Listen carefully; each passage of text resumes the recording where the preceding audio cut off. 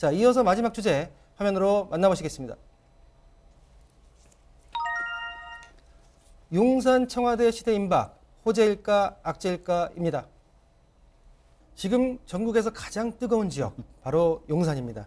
자, 윤석열 대통령 당선인은 대통령 집무실과 관저를 용산 국방부 청사로 이전하겠다고 밝히면서 용산이 부동산 시장에서 다양한 이슈로 급부상하고 있습니다. 자, 평론가님. 네네. 용산으로의 청와대 이전 네. 이전 어떻게 보십니까? 저는 윤 당선인의 의지가 너무 확고해서 네. 사실 아젠다 자체가 이제는 용산 쪽으로 다 쏠리고 있다라고 생각해 보는데요. 일단 윤석열 당선인은 지난 20일에서 인수위의 기자회견을 통해서 대통령 집무실을 국방부 청사로 옮기겠다라고 공식적으로 이제 확인을 해줬습니다. 그러다 보니까 이제 그때 나왔던 얘기가 이미 용산 지역은 군사시설로 보호를 받고 있기 때문에 청와대가 이전하더라도 추가적인 규제는 없다라고 얘기도 했었고요.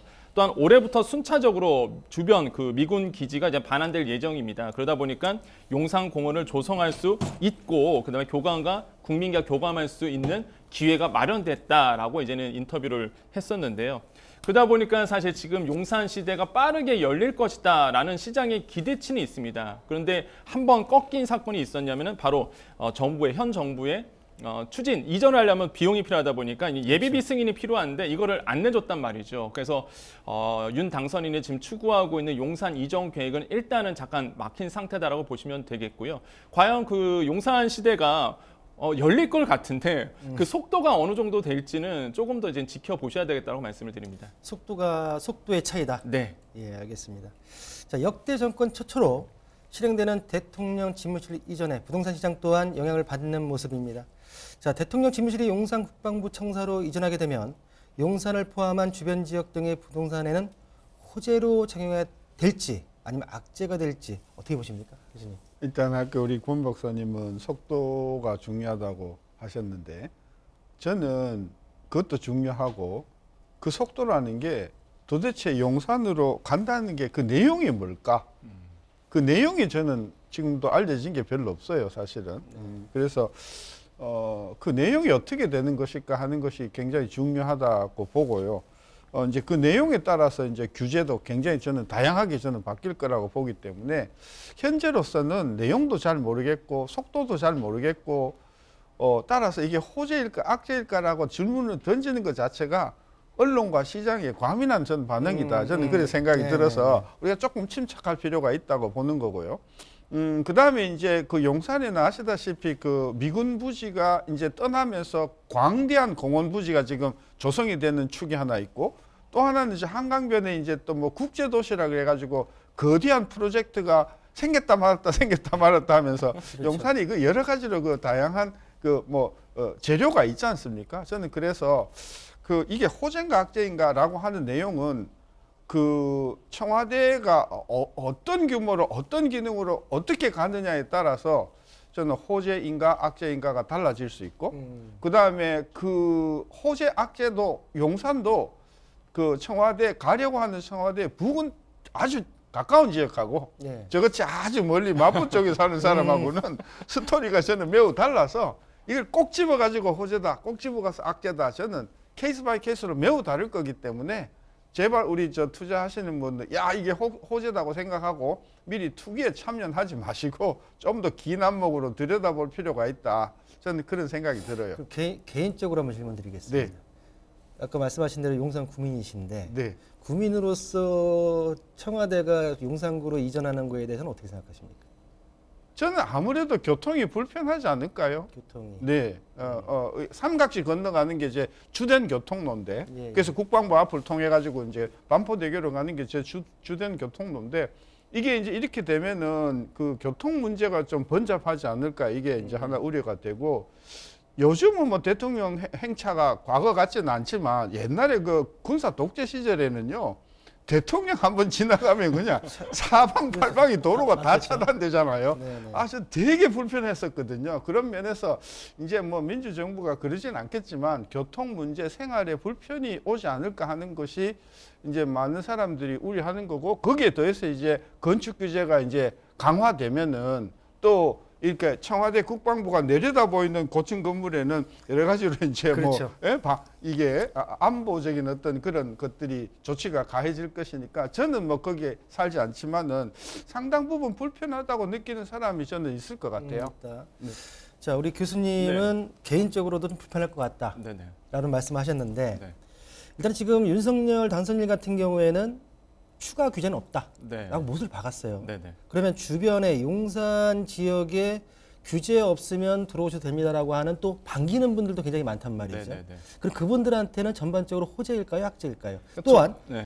주변의 개발, 청와대가 들어오면서 주변에 그간 지지부진했던 개발에 있어서는 얼마만큼의 탄력을 받을지 어떻게 생각하십니까? 그러니까 저도 이제 서울시 시민으로서 예, 용산구는 아니지만 사실 객관적인 이제 3자 입장으로 본다 그러면 지금 시장의 흐름을 조금 볼 필요가 있겠습니다. 그래서 지금 시장 같은 경우에는 이제는 악재와 호재가 좀 나눠져 있긴 해요. 사실 이게 투자하는 입장에서도 그렇고요. 서울 국방부 청사가 있는 용산로 1가 같은 경우는 예전 때부터 재개발이 계획돼 있었고요.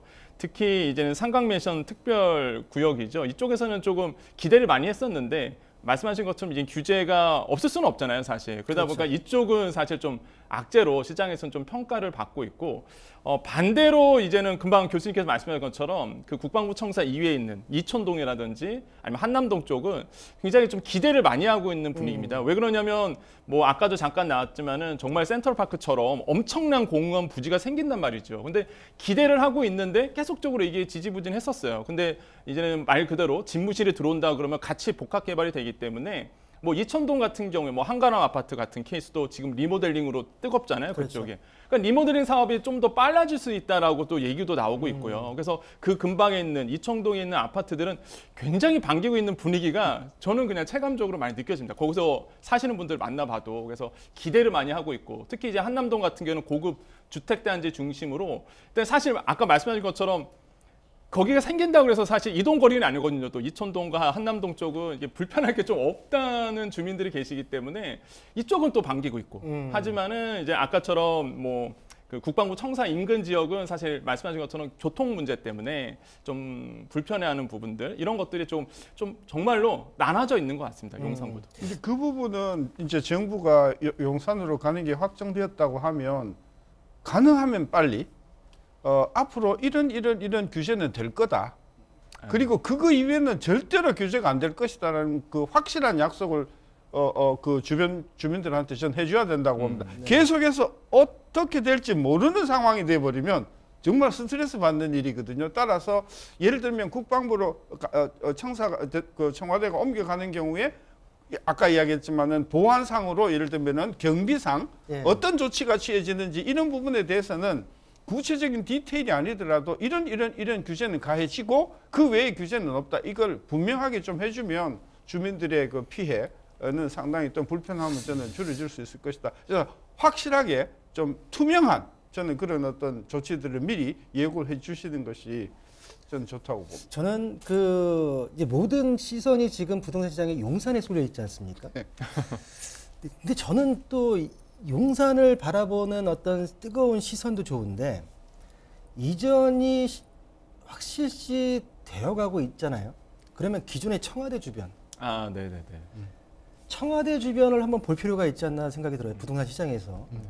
그러면 기존에 이제 용산에 대한 어떤 수혜와 어떤 그 개발 등등 그리고 어떤 반대적인 입장이 나오는데 이전 했을 게 기정사실화돼 가지고 청와대 주변, 청와대가 이제 그 국민들 품으로 온다고 하지 않습니까? 청와대뿐만이 아니라 그 주변에 아직 기존에 지금 낙후돼 있던 개발이 덜 돼 있던 지역들의 개발이 이루어지는 거는 그쪽들 주민들 반응은 좀 어떨까요? 지금 시장을 보면은요, 아무래도 이제 불편했던 모습들, 그 다음에 교통이라든지 개발이 묶여 있잖아요. 네. 고도 제한도 있고. 그 다음에 사실 그러다 보니까 좀 반기는 분위기는 있는데 사실 지금 투자 관점에서 본다 그러면 아직은 그 지역에 대한 관심은 좀 덜한 것 같다라고 좀 말씀을 드립니다. 물론 뭐 장기적인 투자 관점에서 본다 그러면 그쪽에 있는 청와대 인근 지방 지역도 이제 관심이 둘만 하겠지만은 사실 이게 워낙 정치적 색이 강하다 보니까 또 다음 정부가 또 어떻게 움직일지 모른다는 좀 불안감이 사실 또 있어요. 그렇죠. 그래서 아직은 섣불리 나서기에는 약간 좀 가고 있는 분위기를 이제 좀 체감할 수 있다고 생각을 해봅니다. 거기다가 그 지역에 역사 유적들이 많잖아요. 그렇죠. 그죠? 그리고 아주 정책적으로 보호하는 어떤 그런 한옥주택이 밀집해 있는 지역이잖아요. 그러니까 네네. 청와대가 옮겨간다고 하더라도 거기에 뭐 40층짜리가 아파트가 들어올 그렇게 개발될 이유는 저는 하나도 없기 때문에 그리고 거기에 사시는 주민들이 굉장히 오랫동안 그 지역을 살은 분들이기 때문에 이분들은 뭐 가격이 올라가지고 큰 돈을 벌겠다는 생각 저는 별로 없다. 그러니까 주거 환경이 좀 더 편해지고 그다음에 어떤 그동안에 대통령이 계심으로 해서 생겼던 여러 가지 불편함이 해소됨으로써 생활 공간이 좀 품질이 좋아진다 이걸 바라는 거지 여기가 무슨 뭐 용산이 국제도시처럼 투자에 대박이 된다 저는 이럴 가능성은 없다고 보기 때문에 조용하고 차분하게 대한민국의 최고의 주택지 최고의 주거지로 바꾸는 그런 서서한 작업이 저는 진행될 거라고 보기 것이다. 때문에 여기가 무슨 뭐 투자의 큰 호기가 될 것이라고 생각하기는 어려운데요. 알겠습니다. 일단 우리가 용산도 봤고 청와대 주변까지도 한번 살펴봤습니다. 자, 이번 대선이 부동산에 의해서 부동산을 위해 치러진 선거였다는 평가가 여론이 지배적입니다. 자, 윤석열 당선인의 첫 공약 이행인 청와대 이전부터 말이 많습니다. 자, 앞선 주제에서도 언급했던 대출 규제 등부터 본인의 색깔을 보이려는 윤석열 당선인인데요. 자, 지금까지의 행보를 관찰해 보면 향후 어떤 정책으로 시장을 움직일지 부동산 측면에서 평가하신다면 어떤 말씀을 해주시고 싶으신지 한번 두 분의 의견을 들어보도록 하겠습니다. 자, 우리 평론가님부터 말씀 들어볼게요. 그러니까 너무 앞서가면 안 된다라는 생각을 해보겠거든요. 사실 이제 장기적인 관점으로 공약을 이행해야 됩니다. 근데 너무 지금 용산에 대한 아젠다 쪽으로 너무 쏠리다 보니까 오히려 이제는 시민들이나 국민들의 반발 심리가 생기면서 용산 개발 자체가 자칫 사실 더 딜레이될 수 있다는 불안감도 나오거든요. 용산은요 지금 계속 앞두고 있습니다. 국제 업무지구 개발 사업도 있죠. 용산공원도 있죠. 그다음에 용산역 신사역을 잇는 신분당선 또 사실 연장이 되죠. GTX A 노선 그다음에 B 노선까지 정말 굵직한 사업들이 계속 예고돼 있는데 이게 너무 신속하게 그다음에 너무 앞서서 국민보다 앞서서 나가면 오히려 반발 심리 때문에 될 것도 안 된다는 게 사실 지금 분위기거든요. 그래서 너무 속도를 내실 필요는 없다. 어차피 그 국정 철학을 담아낸 곳이 이제 용산이기 때문에 그 임기 동안만 이제 사실 공약을 이행하면 되는 부분이 있습니다. 그렇기 때문에 너무 앞서가진 않았으면 좋겠다는 생각을 해봅니다. 네, 앞서가지 않았으면 좋겠다. 부동산 정책을 먼저 했으면 좋겠다. 네네. 예, 그런 말씀 좀 이해를 하겠고요. 교수님 어떻게 생각하십니까? 첫째, 지금 그동안 보유세 부담이 너무 컸고 보유세도 다주택자라고 해서 진짜 비헌법적으로 과도한 그 중과세가 됐던 분에 대한 저는 이 혜택은 저는 가장 먼저 나와줘야 될 것이라고 보고요. 그 다음에 두 번째로는 임대차 관련된 여러 가지 좀 무리한 법들은 조만간 저는 좀 수정이 돼야 되겠다. 그 두 번째고요. 그 다음에 세 번째는 주택 관련 대출은 그동안 이렇게 총량으로 이렇게 이게 줄일 게 아니라 핀포인트에서 줄여야 할 것은 줄이고 예를 들면은 고가 주택을 사는 사람한테는 뭐 대출을 해주면 안 되죠. 반면에 굉장히 어려운 분들한테는 과감하게 저는 대출을 틀어주는 따라서 대출도 형편에 따라서 좀 이렇게 차등화하는 그런 제도가 필요하다. 그래서 먼저 보유세 중과를 풀어주고 그 다음에 임대차 3법과 같은 비합리적인 법을 뭐 폐지는 어렵다고 하면 대폭 수정을 해서 현실에 맞도록 해주고 그 다음에 대출도 실수요자에게는 될 수 있으면 그것을 좀 이렇게 완화해주고 그 다음에 아주 고액의 대출에 대해서는 좀 더 강력하게 통제를 하는 식으로 해서 하고 그 다음에 공급은 이게 시간이 오래 걸리잖아요. 아까 그렇죠. 우리 뭐 신통기획도 이야기했지만 이거 뭐 내일 모레 집이 20만 채 지어지는 게 아니잖아요. 그건 좀 더 긴 안목으로 따라서 순차적으로 급한 것부터 저는 따라서 이번에 새 정부가 출범하면 하반기 그리고 내년 상반기에 걸쳐서 상당히 실질적으로 주택 보유자들의 부담이나 또는 전세자들의 부담을 덜어주는 대책이 저는 나올 것이다. 그리고 아까 임대차 3법을 폐지하는 경우에 우려하는 게 뭡니까? 갑자기 그동안 안 올랐던 전세금이 그냥 무한적으로 오르는 이걸 우리가 걱정하지 않습니까? 그렇죠. 거기에 대한 저는 대책들을 저는 아주 면밀하게 세워줘야 된다는 것이죠. 그래서 예를 들어서 2년은 5%로 묶고 그 다음 2년은 그 4년 차 된 경우에는 예를 들어서 30% 오르면 부담이 확 커지잖아요. 그런 경우에는 예를 들면 전세를 놓는 분이 4년 동안의 평균 증가율을 예를 들면 4% 5% 내로 이렇게 낮추어서 전세하시는 분에 대해서는 뭐 재산세나 보유세나 이런 것에 대해서 혜택을 줘서 이게 전세금이 자연스럽게 올라가지 않도록 하는 인센티브를 주면서 임대차 3법을 저는 폐지하는 게 필요하다고 봐요. 두 분께서 현재 지금 윤석열 당선인 인수위 쪽에서 어떻게 진행을 해줘야 될지에 대한 내용을 말씀해 주셨는데 마지막으로 한번 여쭤볼게요. 네. 마지막으로 5월 10일부터 임기가 시작됩니다. 네, 네. 그럼 부동산 정책 측면에서 네. 가장 시급하게 이것부터 가장 우선적으로 해야 된다라고 보시는 정책은 뭘로 생각하십니까? 일단은 규제 완화. 규제, 어떤 규제 완화? 일단은 뭐 보유세라든지 아니면 그전에 나오는 양도세 중과 부분에 대해서 말 그대로 지금 보시면은 2주택자 이상 조정 지역과 서울 지역이나 조정 지역 같은 경우에는 2주택 이상은 중과가 20%더 되고 있고 그렇죠. 3주택 이상은 30%더 되고 사실 지금 85%를 차익에 대한 85% 지방세까지 하면 85%를 지금 그 차익에서 내놔야 되거든요. 네네. 거래가 안 되죠, 사실. 예, 그러다 보니까 거래세는 낮추고요. 차라리 뭐 보유세를 높이든지 좀 거래세를 낮춰서 좀 물꼬를 터주는 역할을 좀 할 필요는 있다. 전반적으로 세제에 대한 얽매여 있던 중과를 빨리 푸는 게 낫다. 그렇죠. 이게 우선적으로. 예, 빨리 풀어줘야 거래가 되면서 뭔가 이렇게 흘러가지. 지금 거래를 꽉 막아놔서 지금 모든 걸 지금 다 꼬인 상태거든요. 그래서 금방 얘기했던 뭐 양도세 중과라든지 이런 거래세 부분을 빨리 풀어줄 필요가 있다고 우리 생각합니다. 평론가는 지금 세제에 대해서 우리 당선인께서 5월 10일에 임기가 시작되면 일단은 부동산에 얽매여 있는 세제 중과에 대한 것을 완화시킬 필요가 있다라고 말씀하셨는데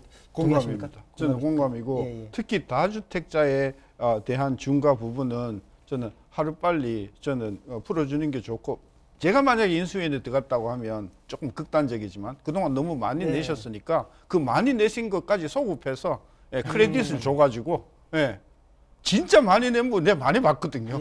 그래서 그거는 어렵다 하더라도 저는 가장 시급한 게 그 다주택자에 대한 중과 부분은 저는 굉장히 그 무리한 부분이 있었다 하는 거 하나고 그다음에 임대차 3법도 2년 5% 그다음에 4년 그 2x2 계획 이것은 저는 시장 원칙을 저는 위배되는 것이라고 봐서 그렇게 할 수 있는 인센티브를 주는 제도를 저는 바꿔갔습니다. 두 분의 얘기를 종합해 보게 되면은 일단 3기 신도의 공급 물량의 시기는 늦어지니까 네. 일단은 민간 물량을 빨리 풀기 위해서 가장 핵심 포인트인 다주택자의 중간을 먼저 풀어서 공급 민간 물량을 일단 시장에 내놓자라고 하는 게 두 분께서 우리 당선인께 당부하는 일단은 말씀으로 저희 이해를 하겠습니다.